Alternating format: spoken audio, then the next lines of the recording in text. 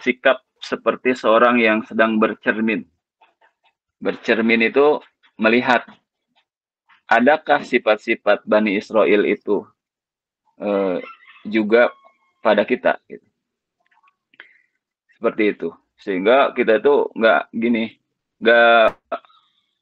ngelihat bahwa itu tuh sifat seperti itu hanya ada pada Bani Israel. Karena kemungkinan juga ada pada kita. Seperti ketika kita ini ya melihat orang lain juga harus seperti itu, melihat kesalahan orang lain, kekurangan-kekurangan orang lain, sikap kita pun harus seperti itu. Sebelum kita eh, mencela orang lain karena keburukan-keburukannya, keburukan ya harus dicela, gitu, harus diperbaiki. Tapi sebelum itu kita pun harus melihat, adakah keburukan yang sama pada diri kita.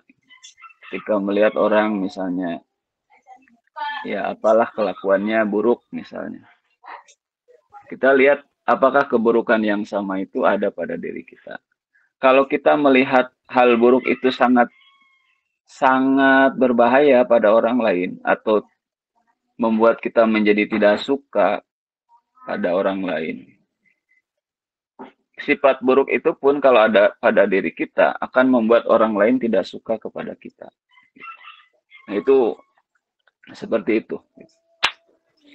Sehingga kalau kita menjadikan keburukan-keburukan orang lain sebagai cermin bagi kita, itu akan membuat kita pun menjadi eh, lebih baik. Karena untuk lebih baik itu yang pertama adalah menyadari keburukan yang ada pada diri. Nah, cerita-cerita Bani Israel yang akan kita bahas ini berkisah tentang perbuatan-perbuatan Bani Israel yang tercela. Ini supaya bagi umatnya Kanjeng Nabi Muhammad SAW dijadikan cermin. Ulah jika kitu, gitu istilah nanti.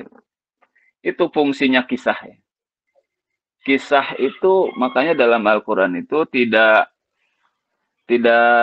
detail ya, tahun berapa terjadinya, pelaku-pelakunya siapa, tidak detail. Karena itu tidak penting. Yang penting itu pelajarannya. Gitu.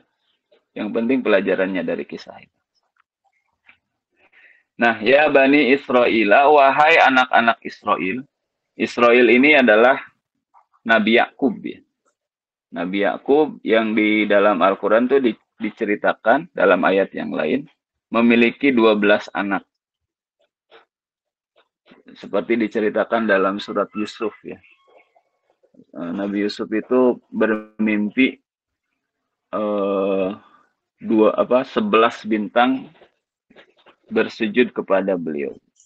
Ro'a itu ahada asyara kaukaban. Jadi bersujud kepada beliau. Ketika masih kecil tuh bermimpi seperti itu.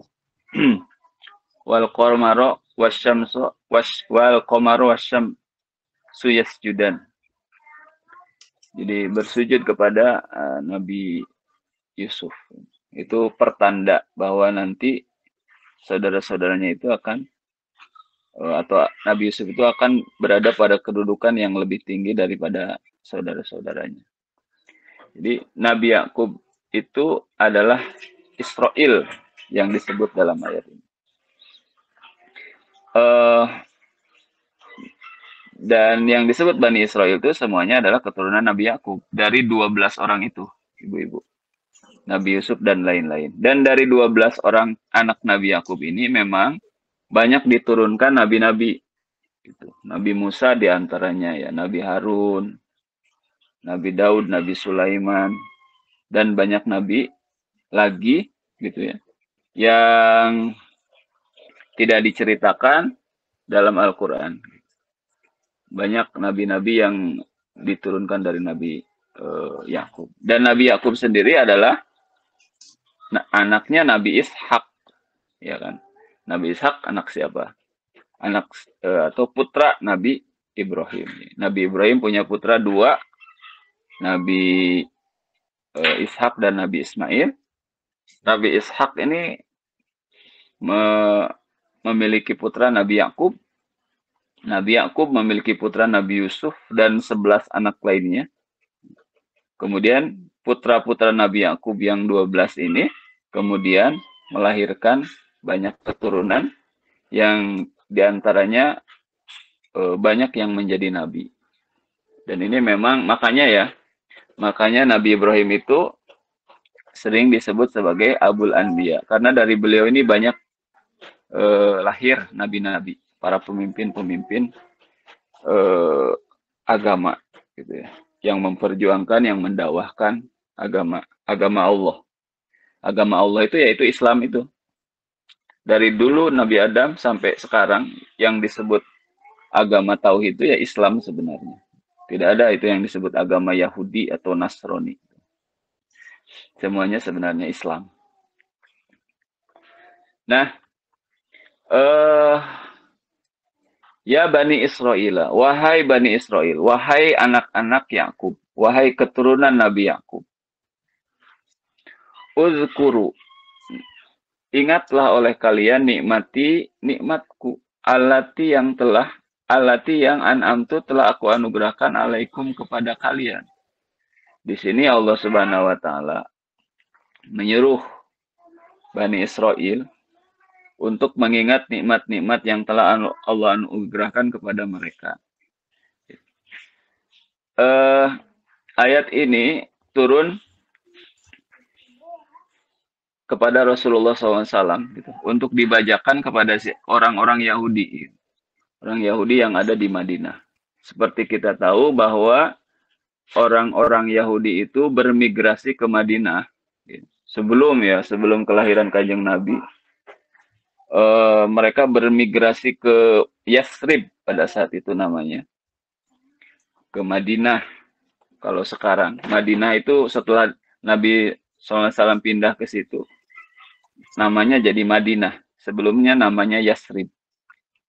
Nah, orang Yahudi itu pada datang ke situ karena diceritakan di dalam kitab Taurat bahwa Nabi terakhir itu nanti akan ada di situ.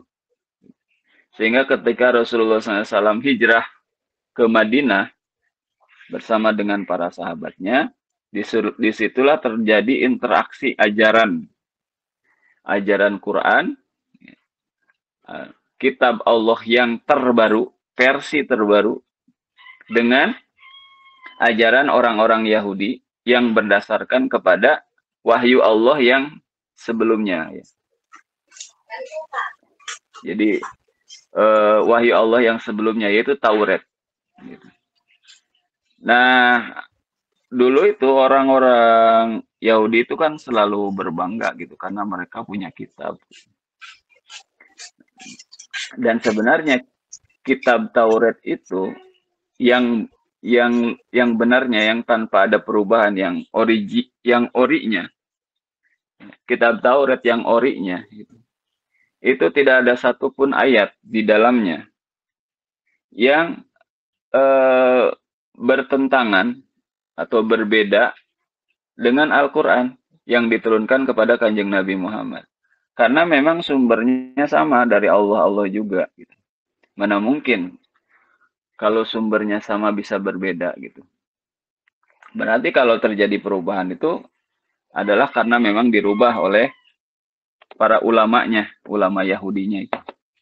Mengapa mereka merubahnya? Karena kedengkian, keingkaran. Nah, ini ayat khitabnya kepada orang-orang Yahudi. Supaya dibacakan kepada orang-orang Yahudi itu. Supaya juga bagi kaum muslimin ini menjadi suatu pelajaran. Supaya juga kaum muslimin itu tahu ceritanya tentang orang Yahudi itu. Jati dirinya orang-orang Yahudi itu. Uzkuru nikmati allati an'amtu alaikum. Ingatlah kalian kepada nikmat yang telah aku anugerahkan kepada kalian. Ala abaikum. Maksudnya adalah kepada leluhur-leluhur kalian. Dahulu. Apa diantaranya nikmat-nikmat yang telah Allah anugerahkan kepada leluhur-leluhur orang-orang Yahudi yang pada saat itu tinggal di Madinah? Karena Yahudi yang sekarang di mana